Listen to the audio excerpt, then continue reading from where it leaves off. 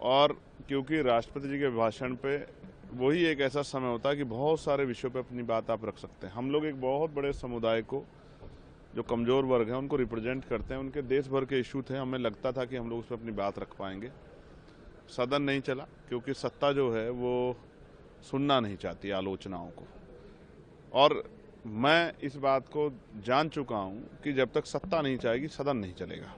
मैंने तो यही प्राइम मिनिस्टर जो हैं हमारे, उनको 1.25 घंटे भाषण करते देखा जब पूरा विपक्ष उनके खिलाफ नारेबाजी कर रहा था। यानी कि अगर सदन चलाना हो, इसी हल्ले में जो है तमाम बिल पास हुए, ये किसी छिपा हुआ नहीं है।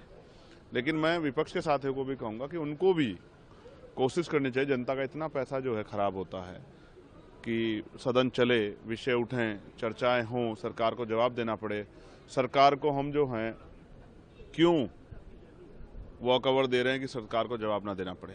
लेकिन मैं फिर स्पष्ट रूप से कहूँगा कि सरकार की बहुत बड़ी जिम्मेदारी, आज इतने विषय हैं, महंगाई विषय है, बेरोजगारी विषय है, शिक्षा विषय है, हेल्थ सेक्टर विषय है, तमाम तरह से जो है जो परेशानियां लोगों के ऊपर हैं, जो डील्स हुई हैं उन पे, जो उनको लेकर लोगों के मन में सवाल हैं। दिल्ली से लोग गायब हो रहे हैं, कितने बड़े पैमाने पे जो है 800 से ज़्यादा लोग 15 दिन में गायब हो गए हैं। इसका मतलब जो है ह्यूमन ट्रैफिक का बहुत बड़ा जो है सिंडिकेट यहाँ काम कर रहा है। क्या हो रहा है, कल मैंने स्पीकर साहब को सुना, उन्होंने कहा कि प्राइम मिनिस्टर से उन्होंने रिक्वेस्ट की, अच्छा किया उन्होंने रिक्वेस्ट की, लेकिन संसद में भी प्राइम मिनिस्टर खतरे में, ये बड़ी चिंता की बात है। अगर ऐसा हो रहा है तो फिर तो मैं समझता हूँ देश सुरक्षित हाथों में नहीं है। जब प्राइम मिनिस्टर हमारे सुरक्षित नहीं है और वो संसद के अंदर सुरक्षित नहीं, तो बड़ा चिंताजनक है।